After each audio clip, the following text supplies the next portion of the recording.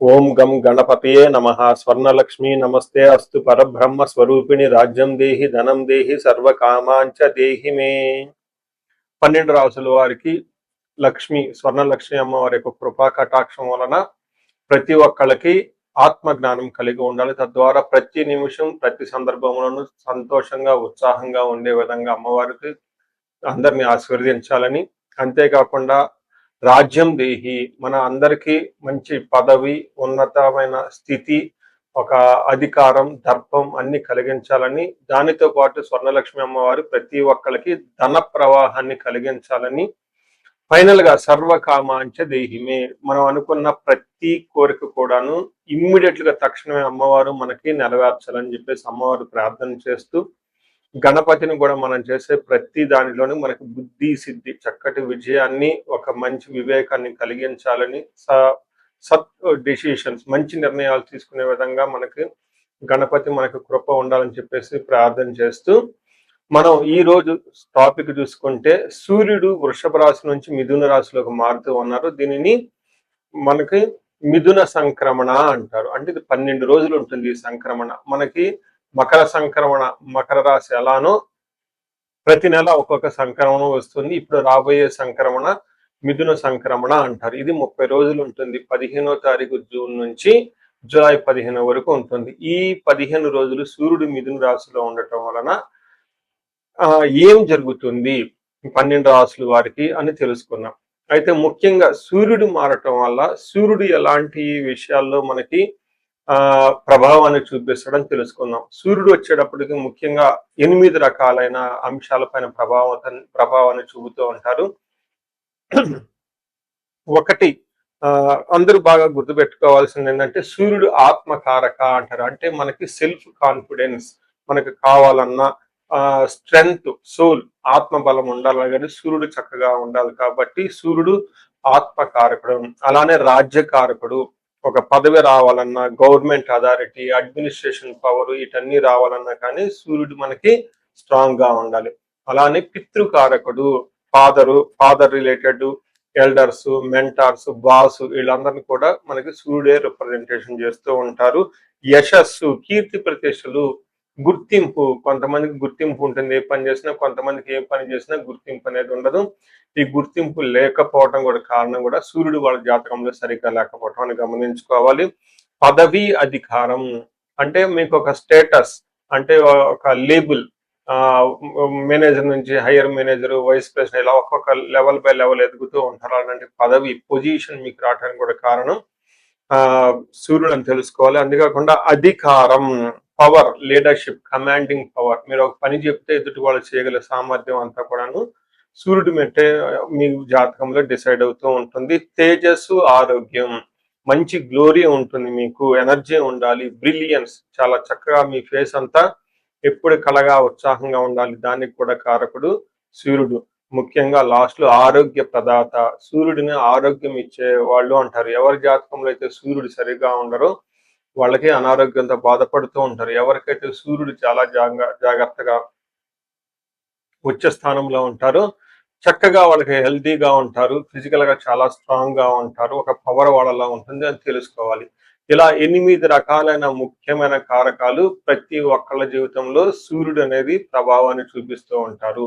అయితే ఈ సూర్యుడు మిథున రాశిలో ఉండటం వల్ల ఇప్పటి వరకు మనం చెప్పుకున్న విషయాల్లో కొందరికి అనుకూలంగా ఉంటుంది, కొందరికి ప్రతికూలంగా ఉంటుంది.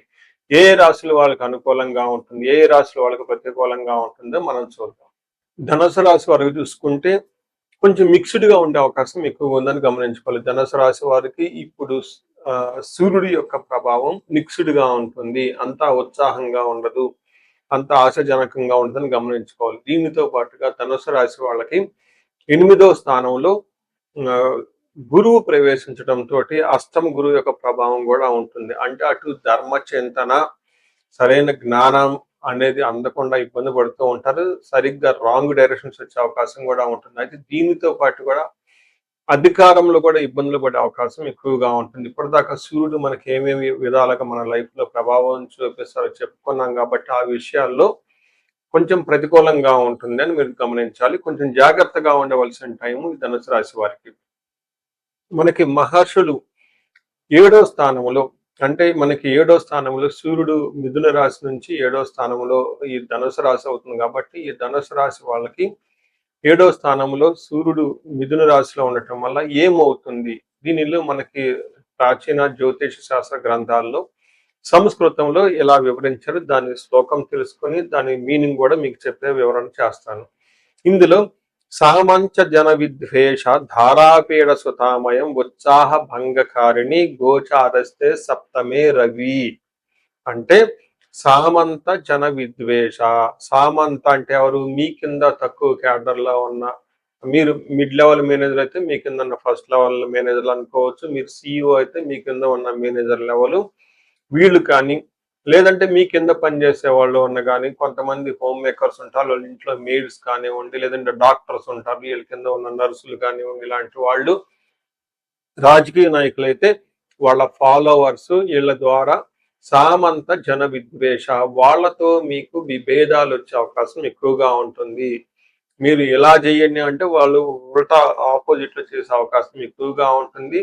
కొన్నిసార్లు వాళ్లే మీకు ప్రతికూలంగా మారి మిమ్మల్ని ఇబ్బంది పెట్టే అవకాశం ఎక్కువ ఉందని గమనించాలి. ఇది చాలా ముఖ్యమైన పాయింట్. పర్టికులర్ గా నాయకత్వ లక్షణాలు కలిగిన వాళ్ళు, సమాజంలో ఉన్నతమైన పొజిషన్ వాళ్ళు చాలా మంది ఇంపార్టెంట్. ఉన్న పనిచేసే వాళ్ళే మీకు ఆటంకంగా మారే అవకాశం ఎక్కువగా ఉంటుందని గమనించాలి. అంతేకాకుండా ధారాపీడ సుతామయం అంటే ధారాపీడ, భార్యల ద్వారా పీడింపబడే అవకాశం ఎక్కువగా ఉంటుంది. అంటే భార్యకి హెల్త్ సరిగ్గా ఉండదు అని చెప్పుకోవచ్చు. సుతామయం సంతానానికి అనారోగ్యం కలిగే అవకాశం ఎక్కువగా ఉంటుంది. ఉత్సాహ భంగకారిణి, మీరు ఉత్సాహంగా ఎనర్జెటిక్ గా ఏదైనా పని చేస్తూ ఉంటే మీకు మీ యొక్క ఉత్సాహాన్ని అణగ్గారే విధంగా, అణిగిపోయే విధంగా ఆటంకాలు కలిగించే వాళ్ళు కూడా ఎక్కువగా ఉంటారు. మీరు ఒక మంచి ప్లాన్ తో ముందుకు వచ్చి ఎగ్జిక్యూట్ చేద్దాం అనుకుంటే మీకున్న టీం వాళ్ళు సరిగ్గా సపోర్ట్ చేయక మీకు ఇబ్బంది పడిపోతూ ఉంటారు. అంతేకాకుండా మీ బాస్ కూడాను మీకు ఒక మంచి ప్లాన్ తో మీరు వెళ్తే ఉత్సాహంగా వాళ్ళు దాన్ని ఏమంటారు, నిరుత్సాహపరిచే విధంగా అంతా బిహేవ్ చేస్తూ ఉంటారని చెప్పుకోవచ్చు.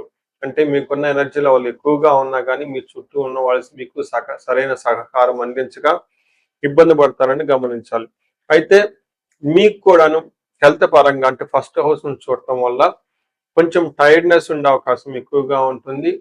హెల్త్ కి సంబంధించిన వ్యవహారాల్లో కొంచెం జాగ్రత్త తీసుకోవడం చాలా ముఖ్యం. సో ఈ రాశి వాళ్ళకి సూర్యుడితో పాటుగా వేరే గ్రహాలు కూడా, గురువు కానివ్వండి, శని కానీ ఇబ్బందులు పెట్టే పొజిషన్ లో ఉన్నారు కాబట్టి పెద్ద పెద్ద గ్రహాలు ఇబ్బందులు పెట్టే అవకాశం ఎక్కువగా ఉంది కాబట్టి రిస్కీగా ఉండే అవకాశం ఉంటుంది. ఇన్ కేస్ పర్సనల్ గా మీరు ఎవరన్నా ఇబ్బంది పెడుతున్నామండి అనుకుంటే మీ ఇండివిజువల్ జాతకం చెక్ చేసుకోవడం చాలా ముఖ్యమని గమనించాలి.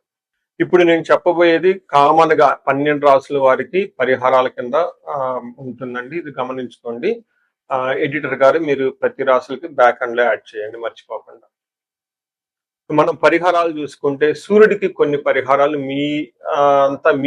మీరు చేసుకునే పరిహారాలు కొన్ని ఉంటాయి. కొన్ని వచ్చేటప్పటికి బ్రాహ్మణ పండితులతో చేపించుకోవటం చాలా ముఖ్యం. కొన్ని క్షేత్ర దర్శనాలు కూడా చేసుకోవటం చాలా చాలా ఇంపార్టెంట్. ముందు ముఖ్యంగా మీవంతా సెల్ఫ్ రెమెడీస్ అంటారు, మీరంతా స్వయంగా చేసుకునే పరిహారాలు కొన్ని ఉంటాయి. అందులో ముఖ్యంగా చూసుకుంటే సూర్య నమస్కారాలు చేయటం చాలా ఇంపార్టెంట్. సూర్య అష్టకం చదవటము లేదా ఆదిత్య హృదయ స్తోత్రం చదవటం కూడా చాలా ఇంపార్టెంట్. ఎప్పుడైతే ఆదిత్య హృదయ స్తోత్రము, హనుమాన్ కార్యసిద్ధి మంత్ర రెండు కలిపి చదువు కలిపితే ఇంకా చాలా మంచి రిజల్ట్ ఉంటుంది. సో ఇక్కడ ఆదిత్య హృదయ స్తోత్రంతో పాటు హనుమాన్ చాలీసా కానీ, హనుమాన్ కార్యసిద్ధి మంత్రం కానీ చదువుకుంటే ఇంకా చక్కటి మంచి రిజల్ట్ వస్తుంది.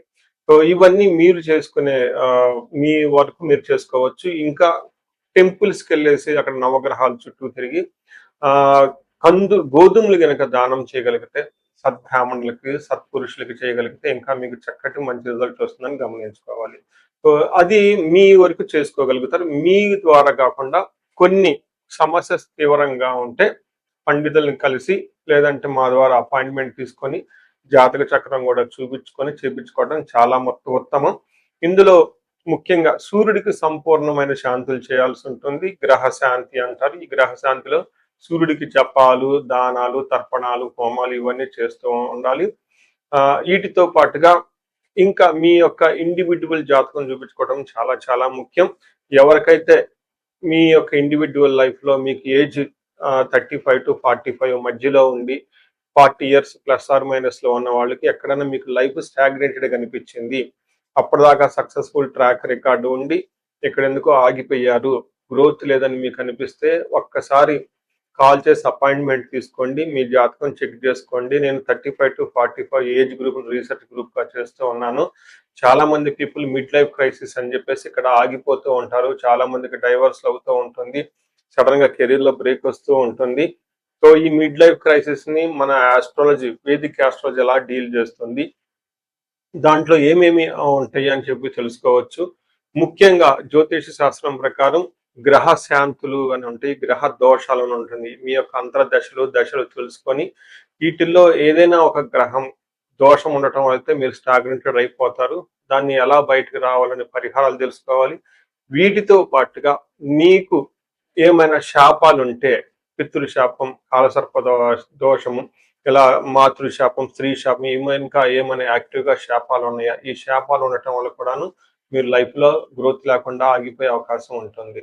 సో ఎవరికైనా సరే ఎలాంటి ప్రాబ్లం ఉన్నా, ధనానికి ఇబ్బంది పడిపోతూ ఉంటే స్వర్ణలక్ష్మి విశేష హోమం చేయించుకోండి.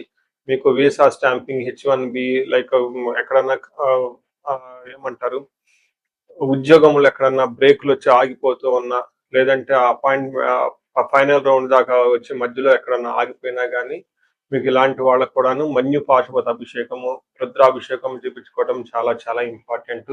భార్యాభర్తల మధ్య గొడవలకు అన్యోన్య దాంపత్య పాశుపతం చేయించుకోవటం.